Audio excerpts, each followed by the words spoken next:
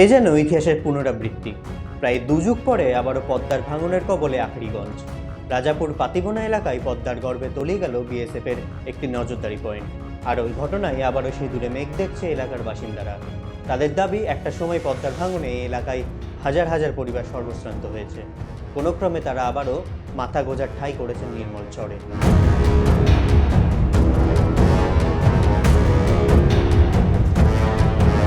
এবার নতুন করে ভাঙন উস্কে দিচ্ছে স্মৃতি।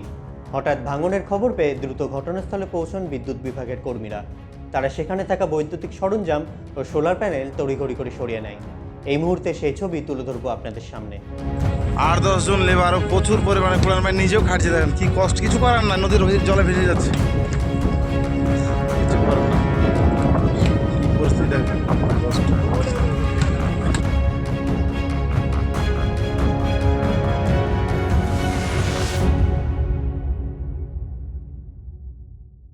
সুনিতা মুর্শিদাবাদের সর্বকালের সেরা এবং ঐতিহাসিক বস্ত্র প্রতিষ্ঠান। বিয়ের কেনাকাটা থেকে শীতের পোশাক, নামি ব্র্যান্ড, সেরা দাম, একটাই নাম সুনিতা।